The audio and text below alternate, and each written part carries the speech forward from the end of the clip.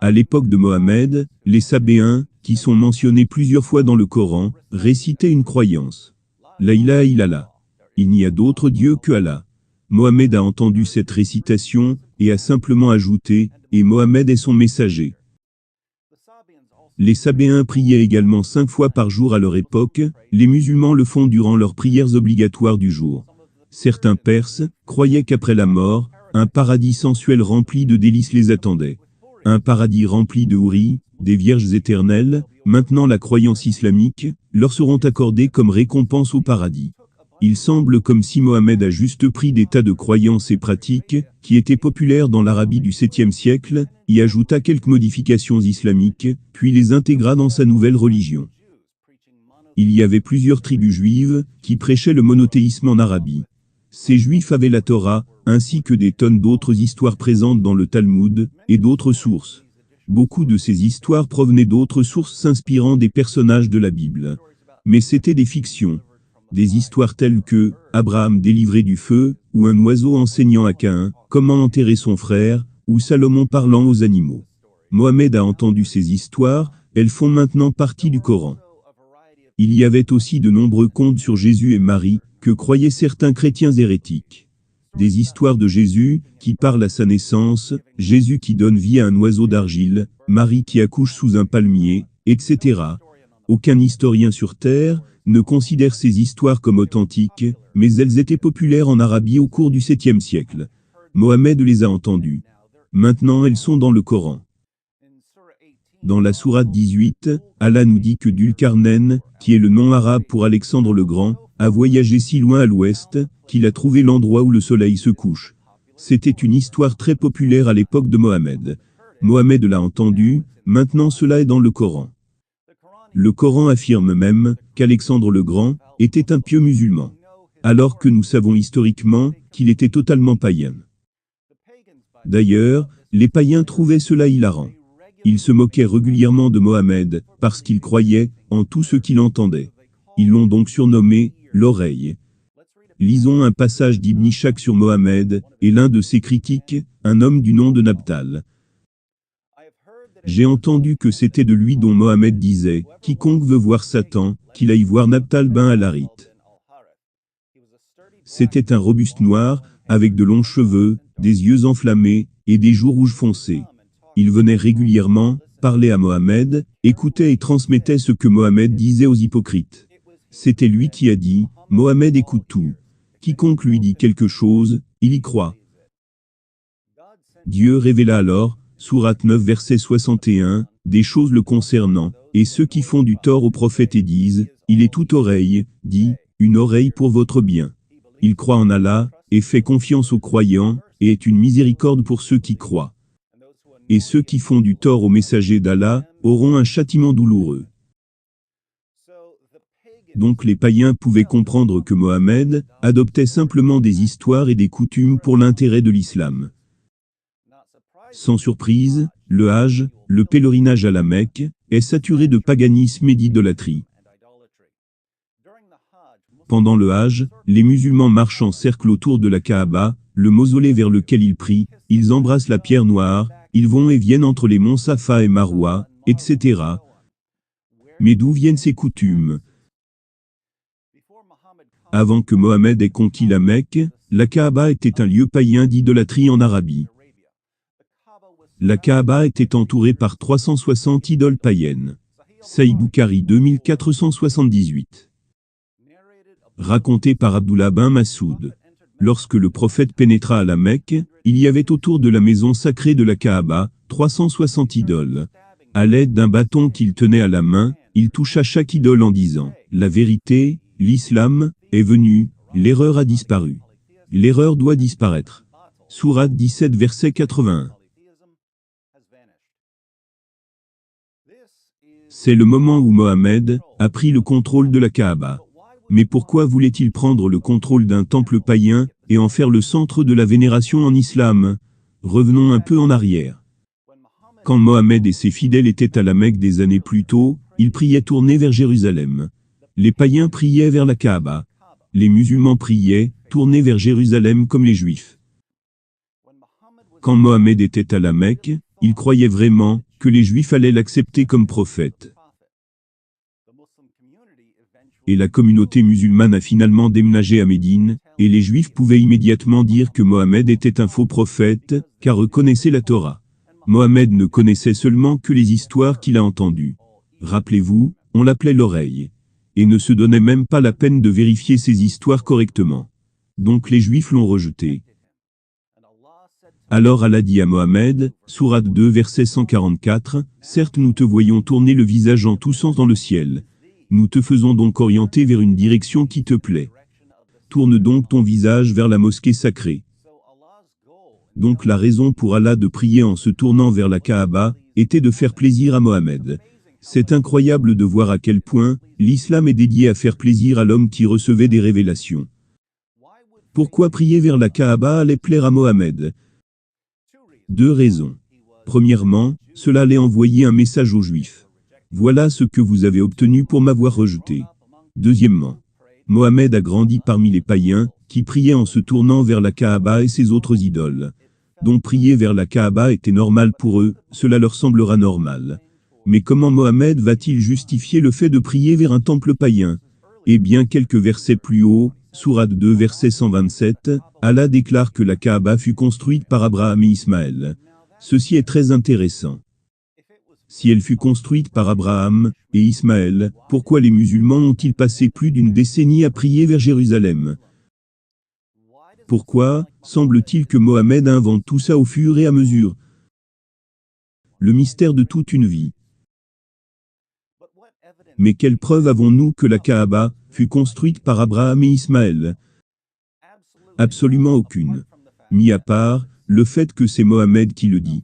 Cela est suffisant pour les musulmans, comme preuve, mais cela ne devait pas, parce que Mohammed n'avait absolument aucune idée de ce qu'il disait, et je peux le prouver. Sahih Bukhari 3366. Rapporté par Abu Dar. J'ai demandé à l'envoyé d'Allah. Quelle était la première mosquée bâtie sur la terre? Alors, il m'a répondu, la mosquée sacrée, Al-Masjid al-Haram. Et ensuite, lui ai-je demandé. La mosquée Al-Aqsa de Jérusalem, a-t-il répondu. Quel intervalle les sépare-t-il? Ai-je dit. 40 ans, a-t-il répondu. Donc selon Mohammed, il y a un écart de 40 ans entre la construction de la Kaaba et celui de Jérusalem. Pourquoi cela est-il important? Eh bien, parce que nous savons exactement quand le temple de Jérusalem a été construit. Le roi Salomon l'a construit au Xe siècle avant Jésus-Christ. C'est plus de 1000 ans après Abraham. Si Abraham a construit la Kaaba, il l'a donc construit plus de 1000 ans avant que Salomon construise le temple de Jérusalem. Mais Mohammed dit qu'ils furent construits avec 40 ans d'écart. Donc nous devons demander à nos amis musulmans, où Abraham et Ismaël ont-ils eu leur machine du temps? Parce que s'ils n'en avaient pas, Mohammed a tout faux. Et nous ne pouvons pas avoir confiance en ce qu'il dit à propos de la construction de la Kaaba. Donc en l'absence de Mohammed, qui invente des histoires sur Abraham, Ismaël et la Kaaba, les seules preuves qui nous restent, nous confirment que les musulmans se prosternent vers un temple païen, vont en pèlerinage autour d'un temple païen, et font des cercles autour d'un temple païen. Pendant qu'on y est, pourquoi les musulmans tournent-ils autour de la Kaaba? Les païens tournaient aussi autour de la Kaaba. Pourquoi faisaient-ils cela? Les érudits islamiques, et le traducteur du Coran Youssouf Ali, dans son commentaire sur le Coran, font des précisions sur les anciennes coutumes païennes. On lit. On notera que le Soleil, la Lune et les 5 planètes étaient considérées chacune comme étant une divinité, déesse ou idole, ayant chacune leurs propres caractéristiques et attributs. Les anciens connaissaient les étoiles et les constellations, mais ils connaissaient aussi les 7 objets divins, qui bougeaient indépendamment dans la voûte céleste. Le Soleil, la Lune, Mercure, Vénus, Mars, Jupiter et Saturne. Ils n'avaient pas de télescope, donc ils ne connaissaient pas les autres planètes. Selon les païens, chacun de ces 7 objets divins tourne autour de la Terre, et chacun est associé à une divinité particulière. Pourquoi les païens à la Mecque faisaient 7 fois le tour de la Kaaba? Pour honorer et vénérer les 7 divins objets qu'ils croyaient tourner autour de la terre. Ça c'est le paganisme à son paroxysme. Et maintenant cette coutume totalement païenne est l'un des 5 piliers de l'islam.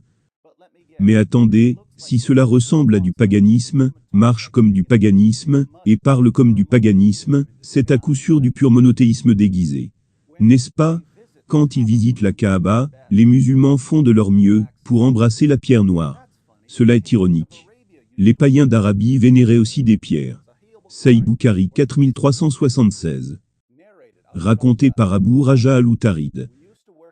Nous vénérons des pierres, et quand nous trouvions une meilleure pierre que la première, nous jetions la première et gardions la nouvelle, mais si nous n'avions pas de pierre, nous récoltions de la terre, du sol, puis on amenait un mouton, on le trayait au-dessus, et réalisions le tawaf autour. Quand le mois de Rajab arriva, nous arrêtions toute action militaire.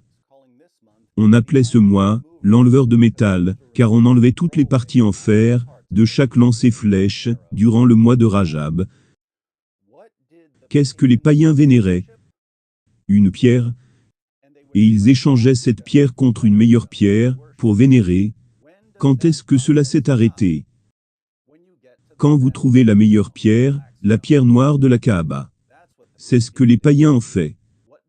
Que font les musulmans lorsqu'ils vont à la Kaaba? Ils embrassent la pierre noire. C'est comme si les musulmans disaient, on veut être aussi idolâtres que possible, mais nous ne serons jamais des idolâtres. Ce qui est amusant, c'est que même, les compagnons de Mohammed comprenaient qu'embrasser une pierre noire était de l'idolâtrie. Mais ils continuèrent à le faire, parce que Mohammed l'avait fait. Sahih Bukhari 1597, nous lisons. Raconté par Rabbi bin Rabia. Omar se présenta à la pierre, et l'embrassa en disant, « Je sais que tu es une pierre, et que tu ne peux ni apporter profit ni porter préjudice. Si je n'avais pas vu le prophète l'embrasser, je ne l'aurais pas fait. »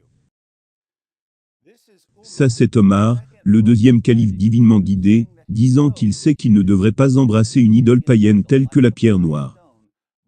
Mais il le fait quand même, parce que Mohammed l'a fait. Mais il y a encore beaucoup plus d'idolâtrie pendant le Hajj. Quand les païens faisaient leur pèlerinage à la Mecque, ils allaient et venaient entre les monts Safa et Marwa. Ils allaient et venaient entre les deux, pour honorer des idoles païennes.